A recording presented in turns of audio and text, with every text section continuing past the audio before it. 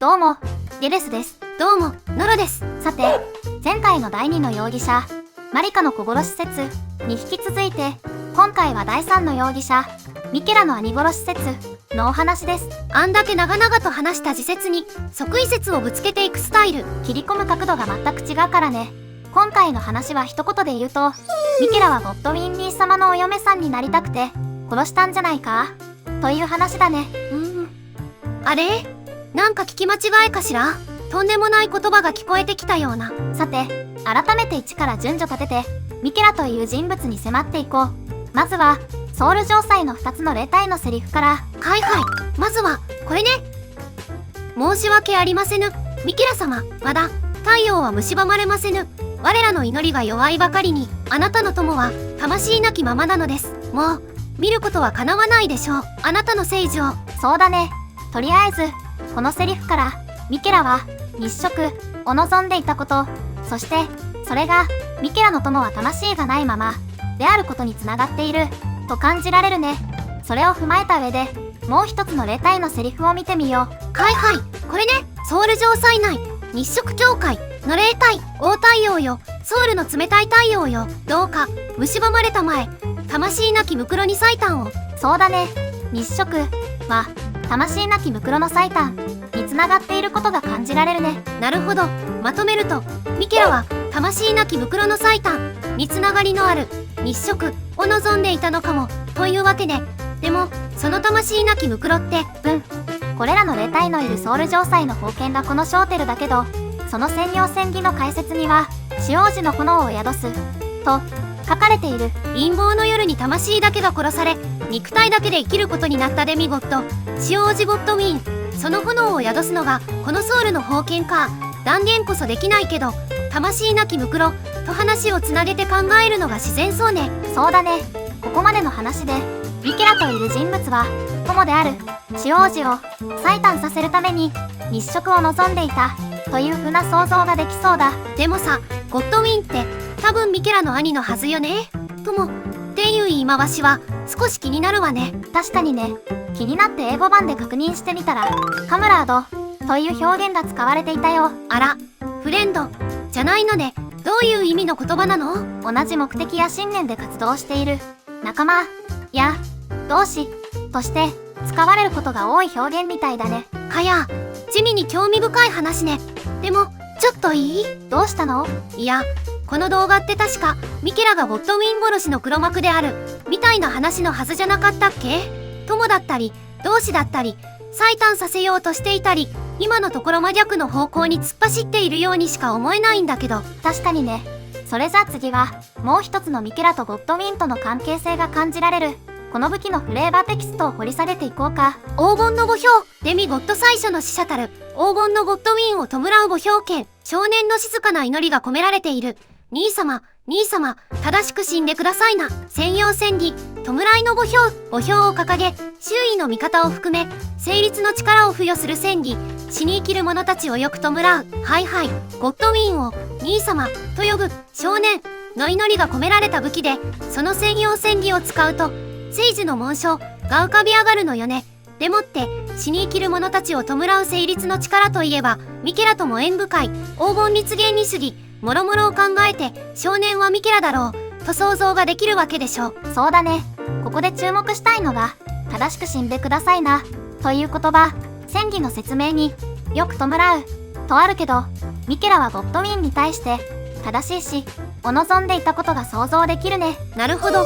ソウル関連のセリフでは最短を望んでいることが分かったけど、こっちの武器では正しい死を望んでいることが分かるわけね。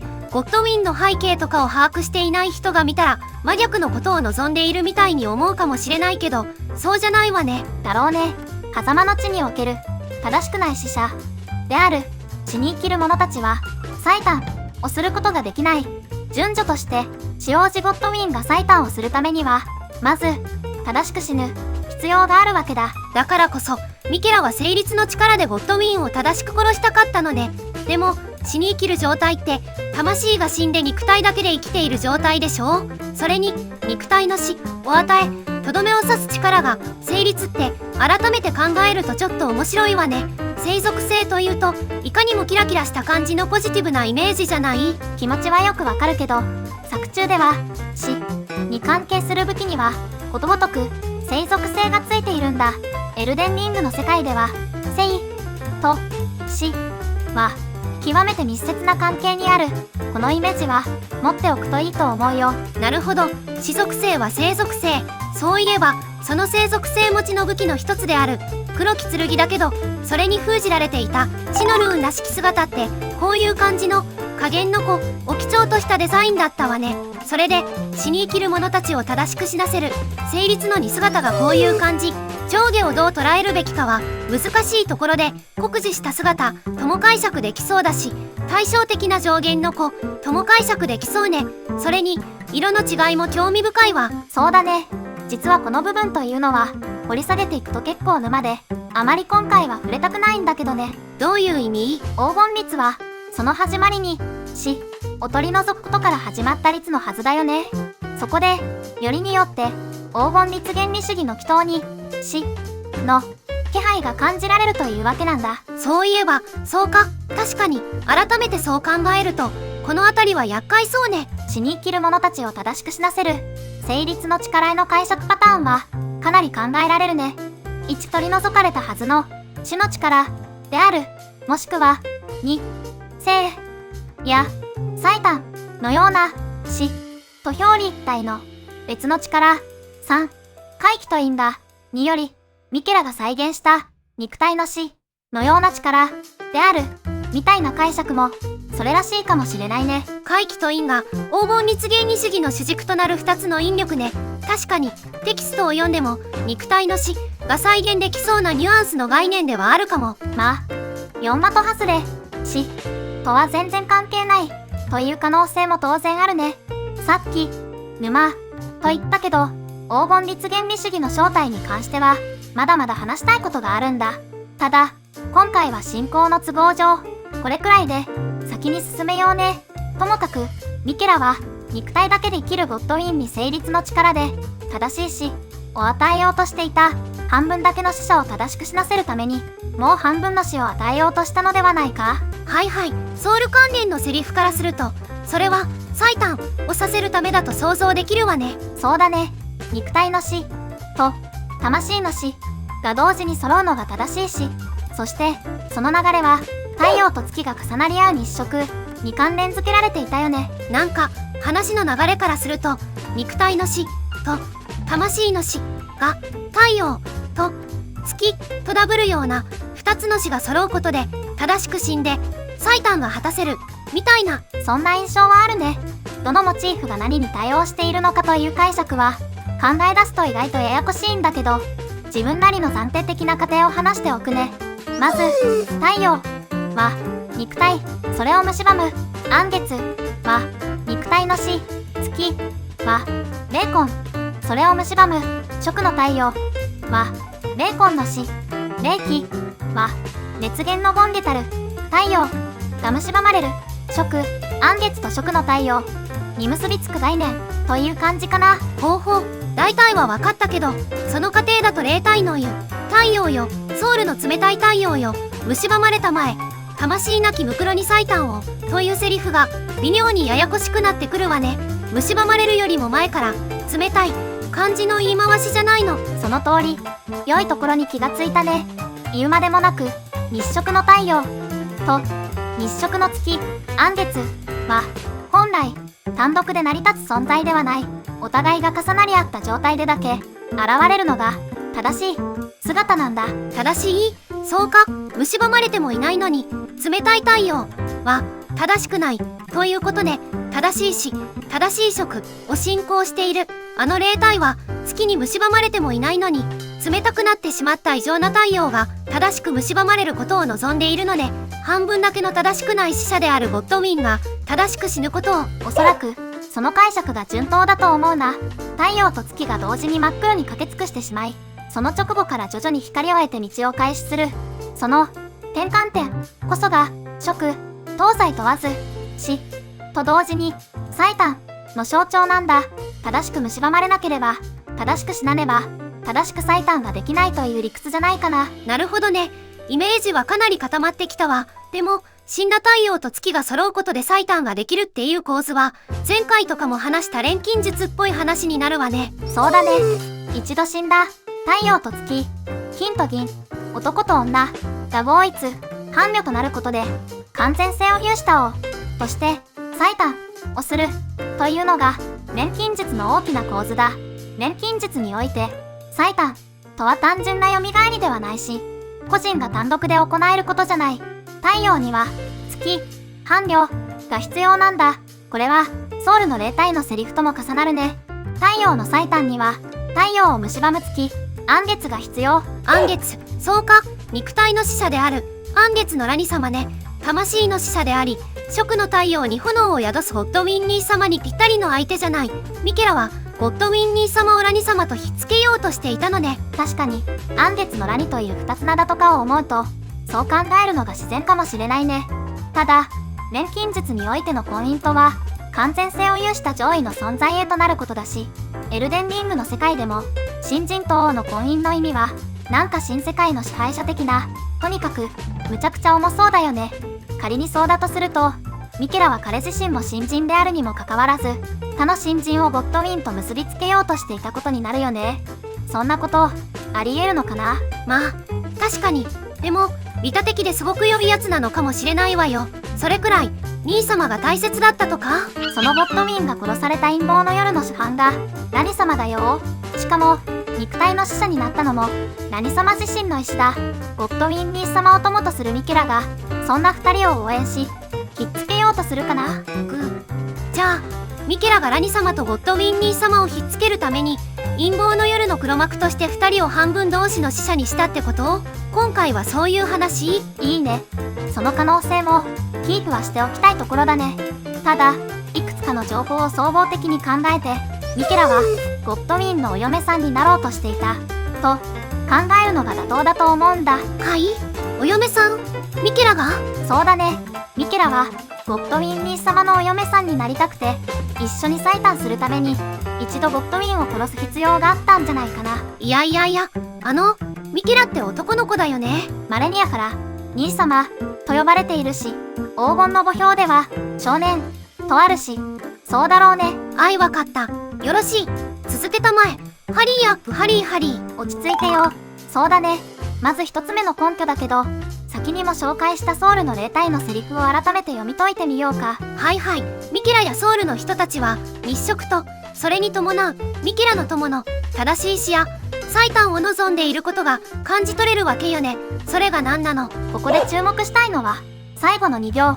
もう見ることは叶わないでしょ。あなたの聖樹をとのことだけど、このセリフは英語版だと愛、つまりはこの霊体自身が主語であることがわかるんだ。それも踏まえた上でこのセリフはどういう意味だと思う？なぜ日食が起きないと彼はミケラの聖樹を見ることができないのかという問題か。確かに改めて言われるとよく意味がわからないわね。任務が遂行できないと合わせる顔がなくて聖樹までいけないみたいな無難な解釈もできそうではあるね。ただミケラの聖樹はソウルから直線距離ではかなり近いし、本来は新たな黄金樹になる予定だったはずなんだ。作中の黄金樹のありさまを思うと、順調に聖樹が育ったならソウルからなら普通に見ることくらいできそうじゃない？それなのに彼は聖樹を目にすることをすでにほぼ諦めているみたいだ。それはなぜか。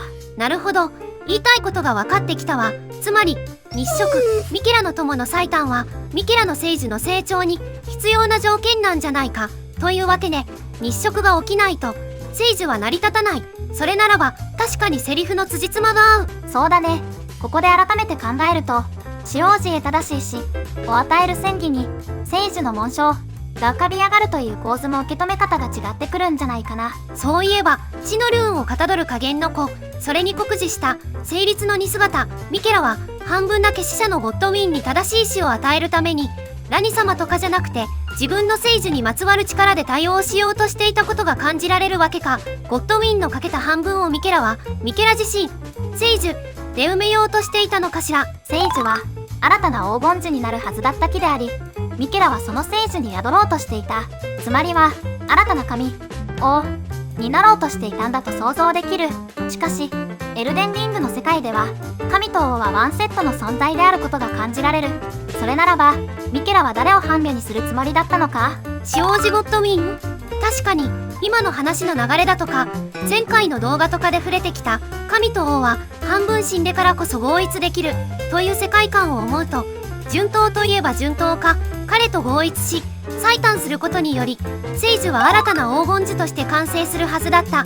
だからこそゴッドウィンが死に生きるままだと霊体の人は聖樹を見ることが叶わない。それに過去の動画で琥珀の卵こそがミケラであり、彼は肉体を持たないから孵化ができなかったデミゴッドなんじゃないかという話をしたことがあったよね。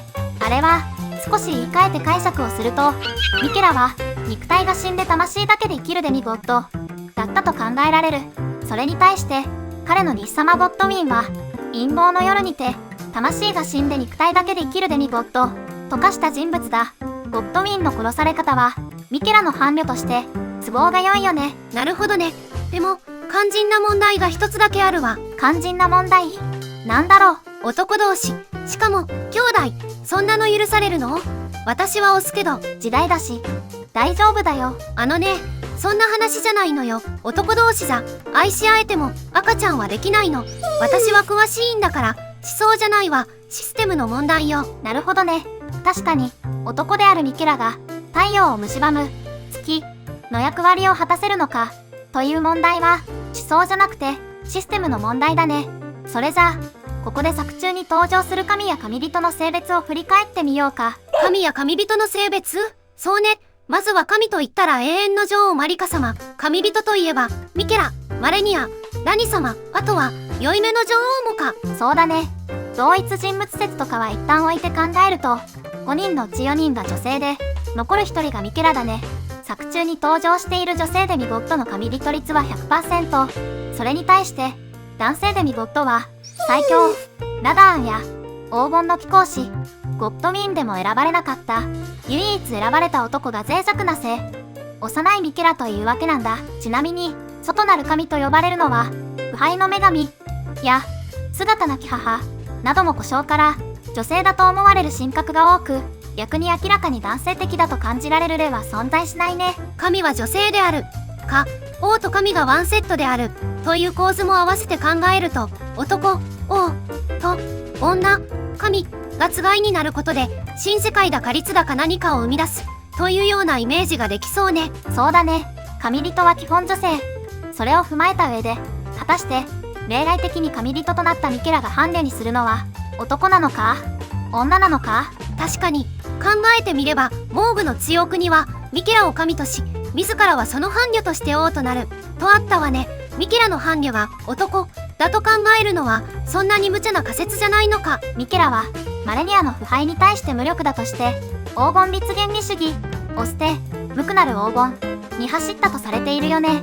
この黄金立原理主義と無垢なる黄金との対比に関しては過去の動画でもいろいろ話してきたけど、端的に言ってしまうと黄金立原理主義は金と銀の合金琥珀金、それに対して無垢なる黄金は純金非合金の金に象徴される概念だと推察できるんだ。この辺りの詳細に関しては繰り返すには長すぎる話だから動画の最後に回すことにするね。確か現実世界でも純金無垢なる黄金は腐食耐性が最強クラスの物質だけど柔らかいという特徴があるのよね。だから金は合金にすることで強度を上げて使うことが多いけど、その反面腐食耐性は弱くなってしまうんだっけ？そうだね。過去何度か話してきたけど錬金術を含めて東西問わず文化的には男性は太陽や金、女性は月や銀と結びつけられてきた。それを思うなら異性である男女同士のつがいは言うなれば金と銀の合金と解釈できそうじゃないかな。仮にそうだとすると無垢なる黄金とは一体何か？男性でありながら神人となった彼は何を目指したのか？金と金の合一。確かにそれなら合金とは言えない。非合金の金、無垢なる黄金。男は男とくっつくべき。異性なんて不純物。一理ある。そこに同調しないでいいんだよ。ただ改めて情報を整理してみるとあながちでしょ？太陽が他の星と重なり合う色を望みながらも合金のありさまを否定し男でありながら神人になったミケラ。確かに根拠が複合的というか噛み合いまくっているわね。双子の妹が不女子になってしまうのも仕方がないわ。いや、別に、ミケラ、ゴッドウィン、で目覚めたとかじゃないと思うよ。マレニアが腐敗を宿したのは生まれつきであって、エリートが過ぎる。そんな話はいいんだよ。ところで、新たな黄金樹になるはずだったミケラの聖樹だけど、その、ね、には謎の大きな人型が見られるよね。そうそう、あれって結局誰なのかしら。正直、状況外に不明すぎるのよね。そうだね。ただ、考えてみると、黄金樹の、ね、にも大きな人型が見られるんだ。黄金樹のね。あ、シオージゴッドウィンの意外か。で、まさか、ミケラの聖樹のあれって？わからないけど、ミケラらしき人物が絡み合う大樹を眺める DLC の予告イメージや、黄金樹との対比、今回の一連の話を踏まえると、その可能性は考えられるかもしれないね。地理的にも少なくとも、ソウル付近までシノネは芽吹いている。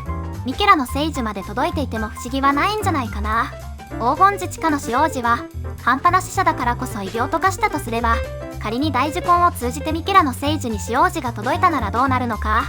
ゴッドウィンを正しく弔う戦技にミケラの聖樹の紋章が浮かぶことなどを考えると、ミケラの聖樹の方では、異病が解除されても当然と言えるんじゃないかな。大樹根を通じて分裂した兄様が聖樹まで届いて、成立の力で正しく死んで、異形が解かれてミケラと順調に結ばれるところだった。ちょっと待ってよ。そこに別の兄様であるモーグが乱入して弟のミケラを自分のお嫁さんにしようとさらってしまったということ？そんなのってなんかもうフェスティバルじゃないの。マーティンさん、いくらなんでもハッスルすぎてない？勝手にマーティンさんのせいにしないでよ。ただの推察の一つだから落ち着いて。でもそうやって考えてみると、ソウルの霊体がショックが起こらないと嘆いていたのは、まさにそのモーグの乱入のせいなのかもしれないね。太陽を蝕むはずの月を別の太陽がさらってしまったから。なるほど、まさに神話って感じの話ね。でもさ、話を聞いていて一つだけ引っかかるところがあるのよね。聖女とリーナはどうしたの？この手の話で彼女を無視して進めるのは無理があるんじゃない？そうだね。男であるはずのミケラがどうやって例外的に神人になれたのかという問題は彼女を利用した可能性が高いだろうね。過去動画でも触れてきた通り、うちではあのミケラの幼い姿がトリーナの肉体で、トリーナはミケラに寄生された人物じゃないかと推察しているんだよね。ただそうなってくると、ムクキンとは男かけ男なのではないかという仮説がややこしくなってくる。そうよそうよ、そういえば違和感があったのよね。ミケラが座男なら兄様と結婚してムクキンになるという流れはわかるけど、そのミケラにトリーナという女の要素が混ざっていたらムクじゃなくなっちゃうじゃないの。不純よ不純。愛し合う男と男の間から出ていきなさいよ。だから排除したんじゃないかな。もう一人のお兄様モーグを利用して。モーグ、お、なるほどなるほどね。女であるトリーナの肉体を利用して神人となり、ゴッドウィン兄様と結ばれる。しかしそのままでは不純物である女が混ざってしまう。だからこそモーグに愛するを強いたわけか。その合一の途中で不純物を取り除かせた非合金の金になるために、それじゃあモーグウィン王朝の眉の中にいるデカハゲはトリーナということを？ミケラと分離して普遍性を失った彼女の肉体の慣れの果てとかはあるかもね。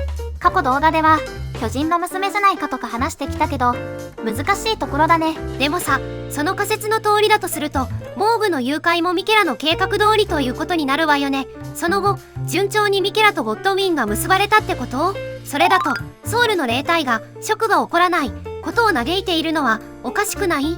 さっきはモーグの誘拐事件のせいかもって言っていたじゃないの。いや、腐敗しまくった聖樹を見るに、少なくともムクキンの実現に成功したとは考えにくいだろうね。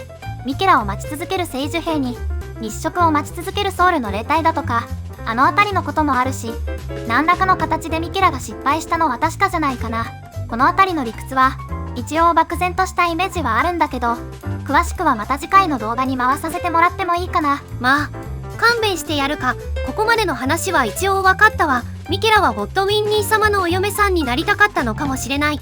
飯が進む悪くない話ね。でもそもそも今回の話はミケラが陰謀の夜の黒幕かどうかでしょう。確かにここまでの話はミケラがゴッドウィンを半分だけの死者にする動機の説明にはなっているかもしれないけど、肝心の手段に関してはどうなのよ。単純に陰謀の夜にデミゴットが都合よく死に生きるものになったから、それに対応しただけかもしれないじゃない。そうだね。ミケラが陰謀の夜に関わっている可能性が感じられるポイントというと、とりあえずは前回の動画の最後、次回予告でも触れた天霊街オルディナの件かな。陰謀の夜の実行犯は身隠しのベールを羽織った複数人の黒木刃たちのはずだよね。そう考えると、ミケラの像が立ち、ミケラの聖獣の転送門が隠されたオルディナ、そこを身隠しのベールを羽織った複数人の黒木刃たちが白金の射士たちと共に警護しているのはなぜなのか。なるほどね。黒木刃は他にも散らばっているし、決定的な証拠とは言えないけど、黒木刃装備一式を入手するのもあの町だし、確かに黒木刃とあの町の関連性は深そうね。オルディナに身隠しの黒木刃たちが集まっている理由を明確に説明できない以上は、確かにミケラと実行犯を結びつける根拠にはなるかもね。次の観点としては、陰謀の夜の主犯であるラニ様との関係性だね。要はミケラはラニ様をそそのかすことが可能な関係性にあったのかどうかという問題。ミケラとラニ様との関係性、とりあえず腹違いの姉と弟になるわよね。それでまあラニ様が指輪を送るはずだった伴侶候補の正体はミケラなんじゃないかみたいな説も聞いたことがあるわね。そうだね。あの説というのは勝手に個人的見解で端的にまとめてしまうと、1、ラニ様はトレントの元の主から預かり物を託されており、トレントと旧知の仲っぽい。2、DLC のイメージに描かれているトレントに乗った人物は普通に考えてそのトレントの元の主である可能性は高い。3、トレントに乗った人物は髪型などがミケラっぽい。令和の指笛は柔らかな金でできているが、無垢な金は柔らかいのが特徴。4、ラニ様とミケラが婚約目前まで行った恋仲だとすれば、主人公イコールミケラ説と合わせるとなんか色々噛み合うという感じの話だね。個人的には推察として極めて順当だと思うよ。説明の雑さが気になるけど、でも仮にラニ様とミケラがそんな親しい関係だったとしたら、そそのかすのは楽勝といえば楽勝そうね。いやでもこの場合ってミケラが極悪人ってことにならない？本命のゴッドウィンニー様と一緒になるためにラニ様の恋心を利用して大犯罪者に仕立て上げたってことになるじゃないの。ありえるんじゃないかな。個人的にはどうもミケラとラニ様が対等で健全な恋仲だったとは思えないんだよね。どういうことよ？それって今回話してきたゴッドウィンニー様の仮説があるからじゃなくて？それだけじゃないよ。ラニ様というかカーリア家とミケラとの関係性を振り返ってみようか。1、ミケラの父ラダボンはレアルカリアの長でありカーリア女王であるレナラ様と敵対していたが、急に和解してカーリア家に婿入りした。2、ラダゴンとレナラ様の間に生まれたのがラニ様。3、レアルカリア兵の二つ名はカッコは宿主の母親に卵を託す、托卵を行う寄生生物。4、格好兵はラダゴンがレアルカリアを去ったタイミングでカーリアに謀反を起こしてレナラ様を捕囚としている。5、ラダゴンがレナラ様と別れてマリカ様との間に産んだとされるのがミケラとマレニアの双子。6、どこかのタイミングでラダゴンから捕囚であるレナラ様への贈り物琥珀の卵をレアルカリアは受け渡ししてる、もしくは所有を容認している。7、琥珀の卵に宿った生まれなき者の大ルーンはミケラの双子の妹であるマレニアの大ルーンと同型。8、ミケラは愛するを強いることができたとされている。9、レナラ様は琥珀の卵に夢中。ミケラの騎士剣などからミケラと琥珀には象徴的な関連性が見られるという感じだね。なぜラダゴンはカーリアに入り込んだのかに関しては動画最後の黄金立原理主義の話で改めて触れるよ。なるほど。ラダゴン&ミケラ親子とカーリア家では寄生者とスクシュっぽい構図が感じられるわけね。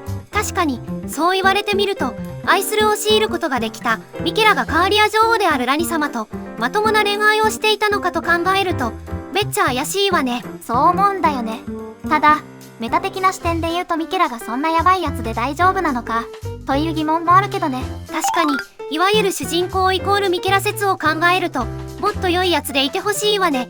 主人公が停止したラニ様に指輪をつけるシーンとかも今まではロマンチックと思っていたけど、とんでもなく悲惨なグロい光景ってことになりかねないわ。そうなんだよね。実際最も恐ろしい神人だと双子の妹から評されるミケラが良いやつか悪いやつかという問題は悩ましい問題だね。でも星の世紀エンドって明らかにカーリア女王としてのラニ様の意志を遂行している感じがするし、そこの心配はなさそうね。きっとミケラも良いやつで、指輪のシーンだってちゃんとロマンチックなんだわ。被生者がすくすと恋に落ちたなんていうのもロミオとジュリエットみたいで素敵かも。まあ敵同士の禁じられた恋と考えると、そういうノリもあるかもね。ラニ様とミケラの関係性については引き続いて考えていきたいね。マリカ様、メリナ、ラニ様、雪魔女、ミケラ、トリーナ、主人公、そして相関図の中心たるレバトレント。正直この辺りの相関関係は個人的に掘り下げていない部分だから、いい加減に着手しないとね。とりあえずこの辺りで第3の容疑者ミケラの兄殺し説は一区切りです。なるほど。第2の容疑者マリカ様説も結構面白かったし、でもミケラゴッドウィンのカップリングも捨てがたいし、これは迷うわね。ただ角度が全然違うから2つの説は折衷させられそうな気もするんだよね。例えば第3容疑者ミケラが第1容疑者ラニ様を矢面に立たせて起こした陰謀の夜に第2容疑者マリカ様が乗じてみたいな感じ。なんだか考えれば考えるほど複雑に思惑が絡み合っていそうね。陰謀 VS 陰謀のルール無用の頭脳戦みたいな、そういうイメージだよね。その頭脳戦の勝者、一番目的を達していそうに見えるのはやっぱりマリカ様かな。陰謀の夜の後のミケラの動向はそんな順風満帆な感じには見えないしね。ここからはその後のミケラやラニ様、ひいてはマレリアやラダーンについて掘り下げていきたいね。特にラダーンという男の中の男についてはむちゃくちゃ話したいことがあるんだけど。どうしたのよ。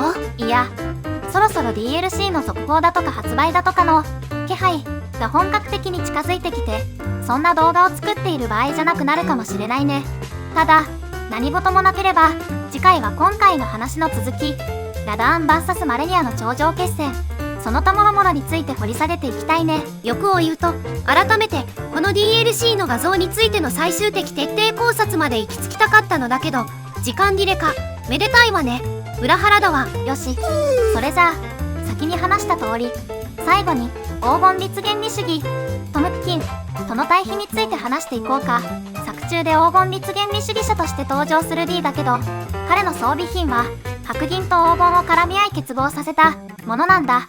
まずはこれを頭に入れた上で話を聞いてね。はいはい。黄金立原理主義者の装備品が白銀と黄金の結合ね。オッケー。わかったわ。じゃあここでクイズです。急にクイズ。ミケラが目指した概念として無垢金だとか無垢なる黄金という表現がよく登場するよね。あの言葉英語版では何と言うでしょうか。英語クイズか。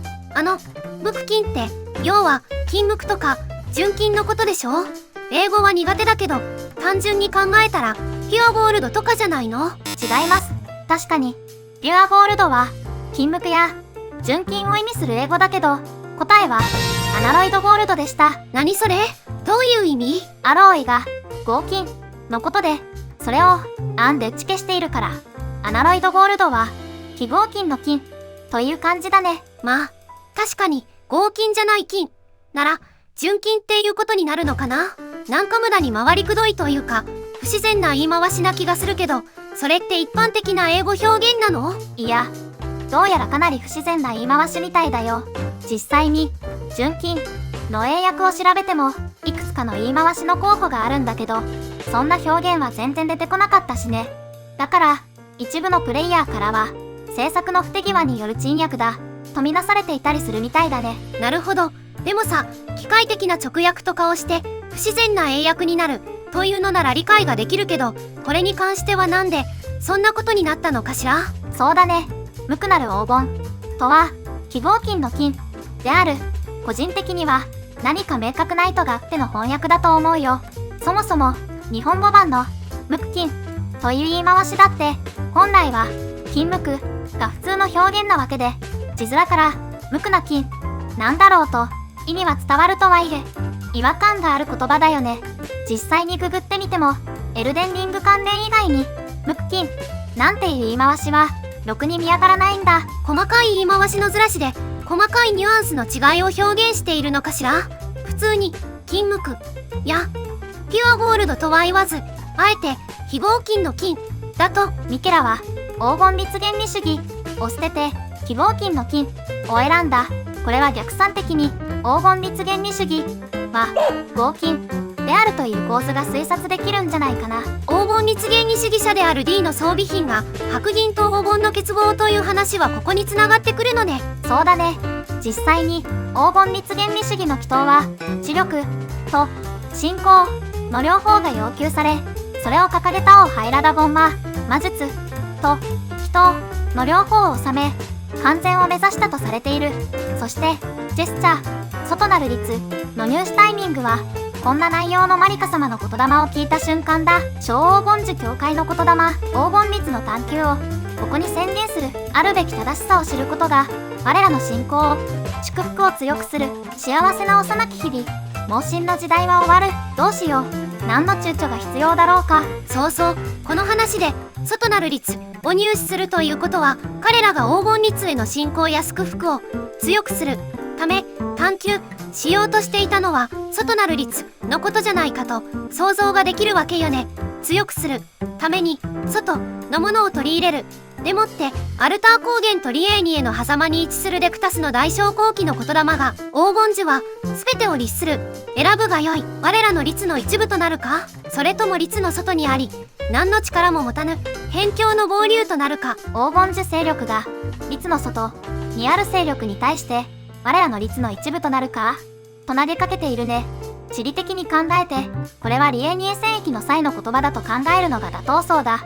そしてリエーニエ戦役では急にラダゴンが武力行使を止めてメナラ様の婿としてカーリアに入り込み知力で扱う魔術を収めたというわけだね。その後ラダゴンは急にレナラ様を捨てて今度はマリカ様の夫となり信仰で扱う人を収めたわけか。そんなオハイラダゴンが掲げたのが知力と信仰の両方を必要とする黄金律原理主義という流れになるわけね。そうだね。黄金律原理主義は外なる律が混ざっている合金であり、だからこそ腐敗とは戦えないのではないか。だからこそミケラは合金たる黄金律原理主義を捨てて非合金の金たる無垢なる黄金を目指したのではないかというのが過去動画でもした話だったね。はいはい、そうだったわね。そういえば金と銀の合金を琥珀金というんだっけ。そうだね。ミケラ関連には琥珀が象徴的な存在として登場する。彼は結果的には無垢金に走ることになるけど、もともとは黄金律原理主義に傾倒していた人物だね。やたらとラダゴンから寵愛を受けている様子も琥珀の卵の存在を思うと想像が膨らむよね。ミケラは生まれつき黄金律原理主義的属性もりもりな存在だったみたいなことかしら。そりゃラダゴンからすると可愛いわよね。それに先に話した通り黄金律原理主義の祈祷では肉体だけで生きる者に正しい死を与えることができる。つまり黄金律原理主義には肉体の死が内在しているのかもしれない。それを思うと最初から黄金律原理主義的属性もりもりのミケラの肉体が死んでいても自然と言えるのかもしれないね。なるほど。ラダゴンが魔術を収めたアトレナラ様を捨ててマリカ様の下で祈祷とか収めてから産んだのがそのミケラだと考えると軟化構造が分かりやすくなってきそうね。同時に双子のマレニアへの理解にもつながりそうだわ。この辺りの象徴論に関しては断片的にならまだまだ話したいことがたくさんあるんだけど綺麗にまとまっていないのも事実だから今回はそろそろ締めようか。その前に一つだけいい？どうしたの？今回の話を聞いていて思ったんだけどさ、ミケラって言えば腐敗を抑えたり狂い火を鎮める無垢金の針で登場するでしょ。そうだね。外なる神の干渉を退けるとかいうやつ。そうそう、今回の話で外なる神は女性的な要素が強そうみたいな話があったでしょ。それで無垢金とは男×男かもしれないって。そうだね。それがどうしたの？いや、男×男の棒状のやつを指して女性的なのを退けるってなんかとってもシンボリックね。うふふふふふ。そんなこと言い出すと老将の持っていたそれがぽっきり折れていたとか、それを直してピンとさせたのがボーリーであることとか、それに血がついていたことだとか、いろいろと怖くなるからやめてくれないかな。あれ、何？いや、あんたちょっとどうかしてるんじゃない？怖いのはこっちなんだけど。そっか、こういうのはダメか。難しいな。それじゃあ、視聴者の皆様、ミケラは良いやつか、悪いやつか、などなど、今回の動画に関するご意見ご感想があれば、どんな些細なことでもコメントしていただけると嬉しいです。今回のお話はここまで。また次の動画でお会いできるのを楽しみにしています。またね。